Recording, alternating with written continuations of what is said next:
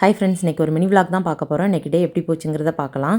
ஊருக்கெல்லாம் போயிட்டு வந்ததுக்கப்புறம் வெஜிடபிள் சுத்தமாக இல்லை. சரி போய் வெஜிடபிள் வாங்கிட்டு வரலாம் அப்படின்னு சொல்லிட்டு போயாச்சு. வீட்டில் வச்சே என்னென்ன காய் வாங்கணும் அப்படின்ட்டு யோசிச்சுட்டு போவோம். ஆனால் நம்ம கரெக்டாக கடைக்கு போனோன்னே பிளாங்க் ஆயிடுவோம். எதுவுமே ஞாபகத்தில் இருக்காது. ஏன்னா அங்கே நிறைய காய்கள் இருக்குமா, எதை எடுக்கலாம் அப்படிங்கிற மாதிரி யோசிக்க ஆரம்பிச்சிருவோம். அதுக்கப்புறம் நம்மளுக்கு தேவையான பழங்கள் எல்லாமே வாங்கிட்டு வந்துட்டேன். காய்கறி வாங்கிட்டு வரதை விட அதை அரேஞ்ச் பண்ணி வைக்கிறது தான் ஃப்ரெண்ட்ஸ் பெரிய வேலை.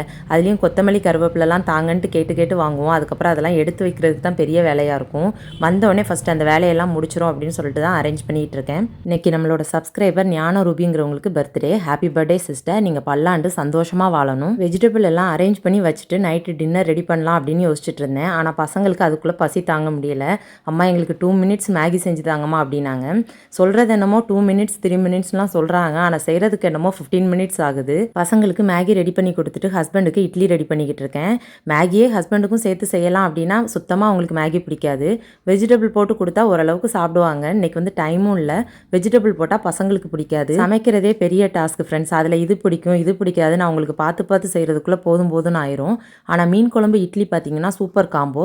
இந்த காம்போ யாருக்கெல்லாம் பிடிக்கும் அப்படிங்கிறத கமெண்ட்டில் சொல்லுங்கள். எல்லாருமே சாப்பிட்டதுக்கப்புறம் என்னோட ரொட்டீனை நான் முடிச்சுட்டு தான் எப்போவுமே தூங்குவேன்.